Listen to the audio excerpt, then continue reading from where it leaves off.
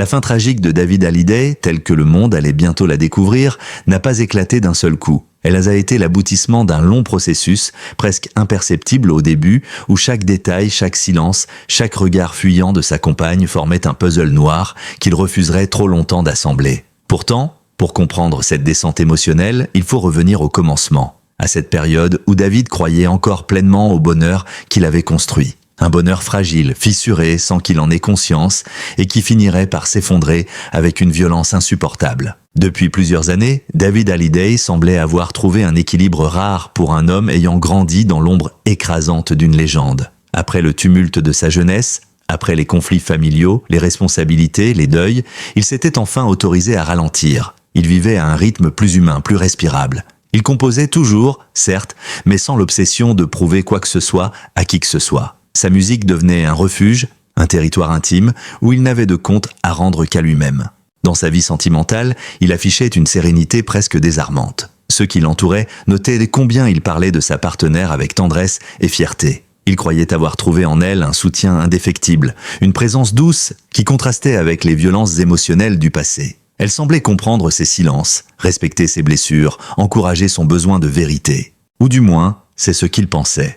La trahison qui allait bouleverser son existence n'était encore qu'une ombre lointaine, un frémissement à peine perceptible. Mais dans la vie des célébrités, surtout celles issues de familles mythiques, les apparences trompeuses sont souvent érigées en vertu. Les proches de David raconteraient dès plus tard que le premier signe d'alerte fut si banal qu'aucun d'eux n'y avait prêté attention. Sa compagne avait changé de comportement, elle rentrait tard, souvent avec des excuses vagues, des réunions prolongées, des imprévus professionnels, des amis à rejoindre. Rien d'extraordinaire en apparence. Mais pour David, qui connaissait par cœur la musique de son quotidien, quelque chose sonnait faux. Il tentait de rationaliser ce sentiment. La vie moderne est exigeante, se disait-il. Les agendas débordent, les relations changent de rythme. Rien de grave, rien d'anormal. Mais pourtant, une ombre restait suspendue. Le soir, lorsqu'il la regardait traverser le salon, absorbé par son téléphone, il ressentait un léger pincement au cœur. Elle souriait parfois à l'écran, un sourire qui n'était pas destiné à lui. Elle verrouillait son téléphone plus vite qu'avant. Elle semblait s'éloigner.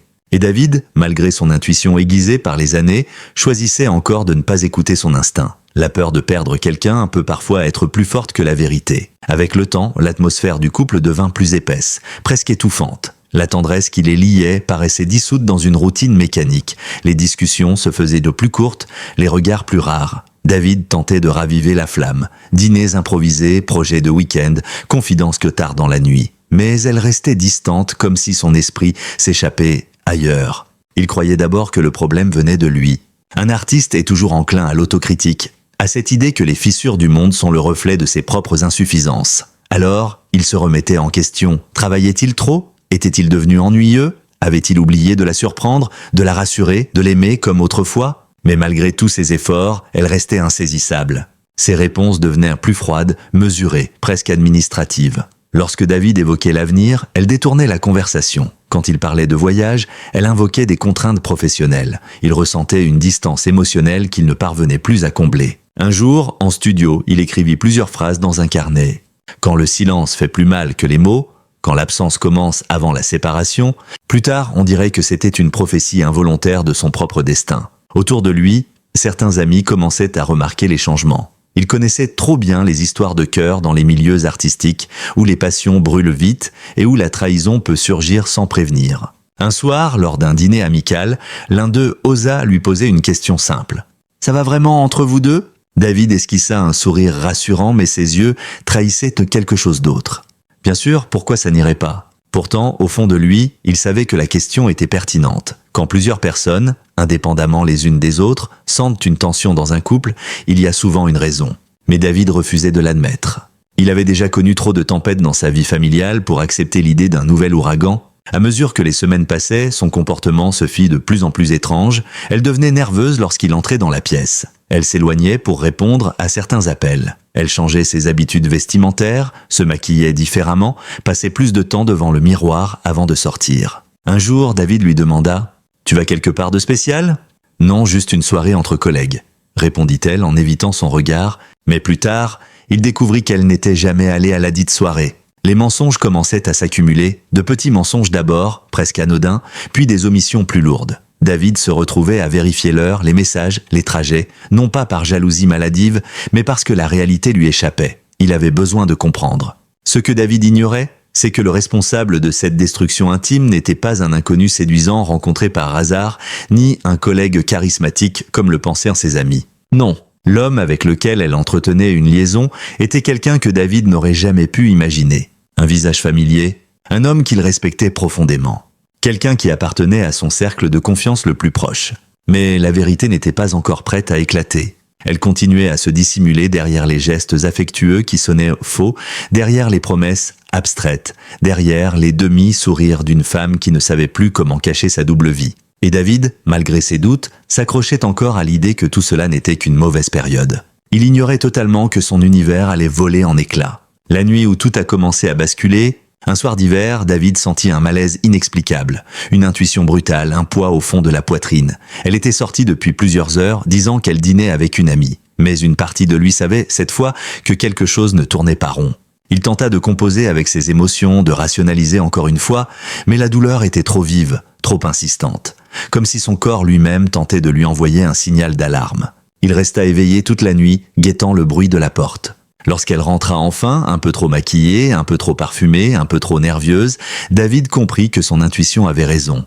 Mais il n'avait pas encore les preuves, seulement un pressentiment qui lui lacérait l'âme. La douleur de David Hallyday, jusque-là diffuse, presque abstraite, allait bientôt prendre une forme concrète, brutale, impossible à ignorer. Ce qu'il redoutait depuis des semaines, ce qu'il tentait d'enterrer sous des raisonnements rassurants, s'apprêtait à surgir avec une violence qui changerait à jamais le cours de sa vie. Car lorsqu'un homme qui a tout donné à l'amour découvre qu'il a été trahi, ce n'est pas seulement le cœur qui se fissure, mais l'ensemble de son identité. Les jours suivants, la fameuse nuit d'hiver, furent pour David un véritable supplice intérieur. Il vivait dans un état de vigilance permanente, scrutant chaque geste, chaque regard, chaque mot de sa compagne. Tout semblait désormais chargé d'ambiguïté.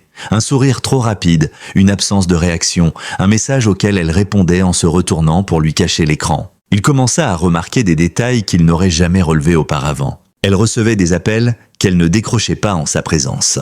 Elle s'absentait précisément aux mêmes horaires, parfois sous prétexte d'engagements impossibles à vérifier. Elle se montrait nerveuse lorsqu'il lui proposait de l'accompagner quelque part. Pour un homme habitué à analyser les émotions humaines, lui qui avait grandi dans un univers où chaque regard pouvait se retrouver dans un magazine, chaque geste interprété par des millions de personnes, ces signaux ne pouvaient plus être ignorés. Et pourtant, malgré tous ces éléments troublants, il refusait encore de formuler ce qui était en train de se produire. L'aveuglement volontaire est parfois le dernier rempart avant la souffrance totale. Le message qui change tout, un simple son, une vie brisée. Le moment décisif arriva un après-midi apparemment ordinaire. Elle avait laissé son téléphone sur la table basse du salon avant d'aller prendre une douche. Un geste banal, anodine, mais pour David, qui n'avait jamais eu l'habitude de fouiller dans l'intimité de l'autre, la situation prit un tournant inattendu lorsqu'un bip discret retentit. Un message venait d'arriver, l'écran s'était allumé brièvement, affichant un prénom qui fit aussitôt battre son cœur plus fort. Ce n'était pas un inconnu, ce n'était pas un collègue mystérieux. C'était quelqu'un qu'il connaissait très bien, trop bien. Un homme faisant partie de son entourage proche, respecté, apprécié, presque considéré comme un frère de cœur. Le choc fut instantané, comme si le sol sous ses pieds venait de s'effondrer. Il ne toucha pas au téléphone. Il n'ouvrit pas la conversation. Il resta simplement debout, immobile, le souffle coupé, essayant de comprendre comment une telle trahison était possible. Lorsque sa compagne sortit de la salle de bain, il avait déjà recomposé son visage. Il la regarda entrer dans la pièce, sourire comme si tout allait bien. Et c'est à ce moment-là qu'il comprit qu'il ne reconnaissait plus la femme qu'il avait aimée. Cette nuit-là, incapable de dormir, David prit une décision qu'il n'avait jamais envisagée auparavant. Il devait obtenir la vérité, même si elle devait le détruire. Il engagea un détective privé. Une démarche qu'il jugeait humiliant, presque indigne, mais nécessaire. Le milieu artistique est un univers discret, où les secrets circulent vite mais rarement jusqu'à l'oreille de ceux qui en sont concernés. Un professionnel saurait observer, écouter, relier les indices. Au début, il espérait encore se tromper. Que sa compagne soit victime d'un malentendu, d'une amitié ambiguë mal interprétée, d'une situation qui avait pris la mauvaise tournure. Mais au fond de lui, il savait déjà que la vérité serait plus sombre. En moins de 2 semaines, le détective lui apporta des éléments qui confirmèrent ses pires craintes. Des rencontres dans des lieux discrets, des échanges de regards capturés en photo, des trajets effectués ensemble à des heures où elle prétendait être ailleurs, des messages codés, des excuses répétées, des mensonges méthodiques. David parcourut les preuves une à une, les mains tremblantes. Chaque image était une gifle. Chaque rapport était un coup de poignard. Mais le plus insupportable n'était pas l'adultère en soi. D'autres hommes avaient vécu cela. Non, le plus douloureux était l'identité de l'autre homme. Quelqu'un qu'il considérait comme un confident, un ami loyal, un homme qu'il avait accueilli chez lui, à sa table, dans son univers intime. La trahison venait de deux côtés. C'était cela qui faisait vaciller son âme. Le choc émotionnel, un cœur qui cède sous la pression. La réaction de David fut d'abord silencieuse. Pas de cris, pas de colère explosive, pas de confrontation immédiate, il s'effondra intérieurement, comme un château de sable brisé par une vague trop forte. Il passa des heures enfermé dans son studio, laissant ses doigts glisser sur les touches du piano sans réellement jouer. Parfois une mélodie naissait, fragile et sombre, puis s'éteignait aussitôt. D'autres fois, il se mettait à écrire, pas des chansons, mais des fragments de pensée, des mots brisés, des phrases inachevées, des interrogations qu'il n'aurait jamais à voix haute. À quel moment suis-je devenu aveugle ? Pourquoi m'avoir menti, quand j'aurais pu entendre la vérité ? Comment un ami peut-il poignarder un frère ? C'était comme si sa vie entière se dédoublait. D'un côté, l'homme public, calme, professionnel, irréprochable. De l'autre, l'homme privé, meurtri, tremblant, perdu. La confrontation inévitable, un face-à-face qui détruit tout. Un soir, il rassembla son courage et décida d'affronter la réalité. Sa compagne rentra tard, comme d'habitude. Il était assis dans le salon, la lumière tamisée, les documents du détective étalés devant lui. Il la regarda entrer, déposer son sac, feindre une journée normale. Puis il prononça son prénom, d'une voix calme, trop calme.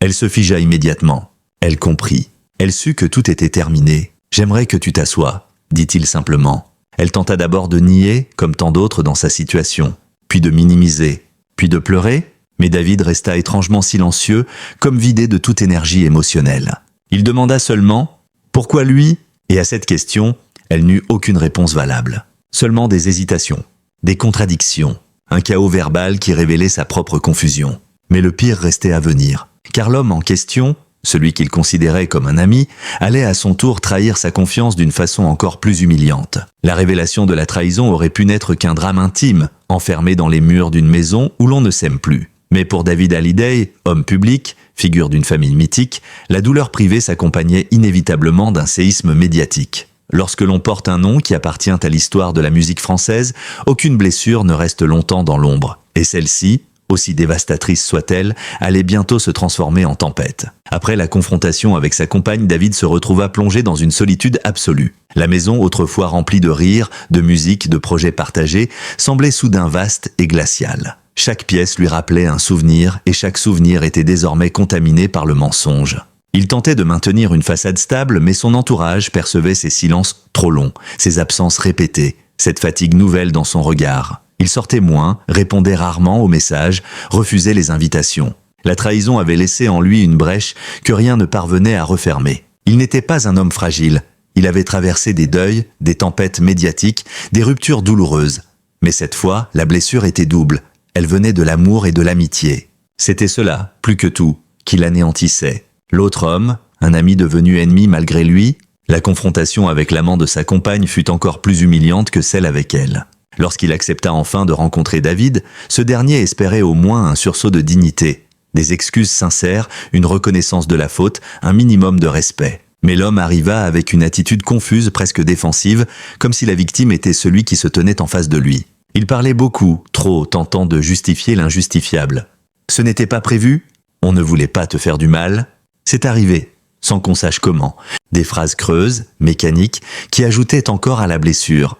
David comprit, à cet instant précis, qu'il avait perdu non seulement la femme qu'il aimait, mais aussi l'image qu'il se faisait de l'amitié. Le choc émotionnel fut tel qu'il préféra mettre fin à l'échange avant de dire quelque chose qu'il regretterait. En sortant du café où la rencontre avait eu lieu, il marcha longuement dans les rues de Paris, sans but, laissant la froideur de l'air apaiser sa colère.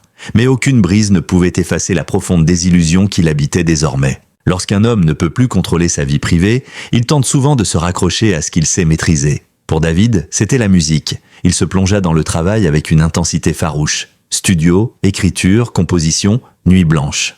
Mais la musique, qui avait toujours été un refuge, devint cette fois un miroir impitoyable. Chaque mélodie évoquait une perte. Chaque mot sonnait comme un adieu. Chaque enregistrement rappelait cette sensation de vide qui s'était installée au cœur de sa poitrine. Ses proches observaient ce comportement avec inquiétude. Il perdait du poids. Il dormait à peine. Il parlait peu.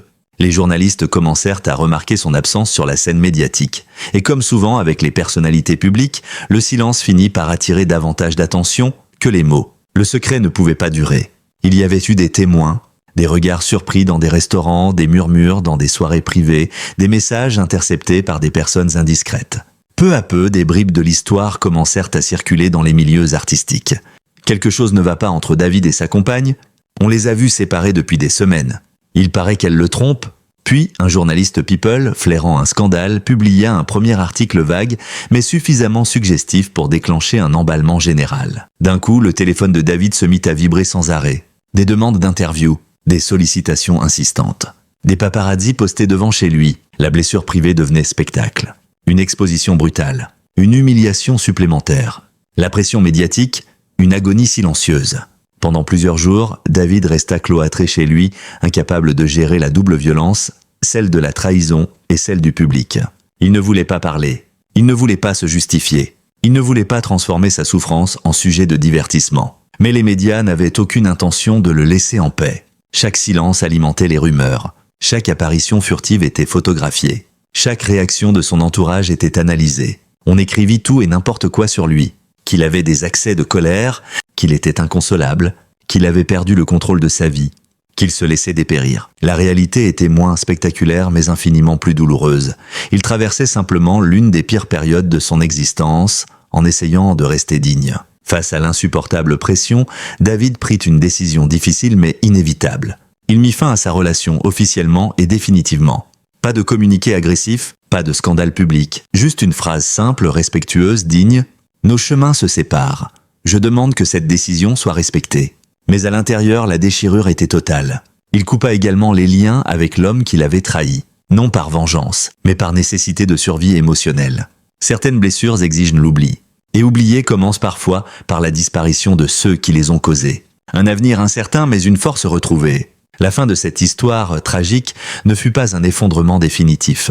David comprit qu'il devait se reconstruire lentement, patiemment, un jour après l'autre. Il retrouva le soutien indéfectible de ses enfants, de quelques amis fidèles et surtout de son art qui recommença peu à peu à reprendre sa place dans sa vie. Ses nouvelles compositions étaient différentes, plus profondes, plus nues, plus vraies. Elles portèrent les traces d'un homme blessé mais debout, car malgré tout, il n'avait pas renoncé. Ni à l'amour, ni à la musique, ni à lui-même. L'histoire qui avait failli le détruire deviendrait peut-être, un jour, la source d'une renaissance. Dans les mois qui suivirent la rupture, David Hallyday affronta une réalité que peu d'hommes, même parmi les plus résistants, parviennent à supporter sans vaciller. Il avait perdu un amour qu'il croyait solide, un ami qu'il pensait inébranlable, et une part de lui-même qu'il avait mis des années à construire. Les médias, avec leur cruauté parfois involontaire, avaient transformé sa blessure intime en feuilleton public, exposant chaque souffle, chaque silence, chaque absence, comme autant de preuves d'un naufrage personnel.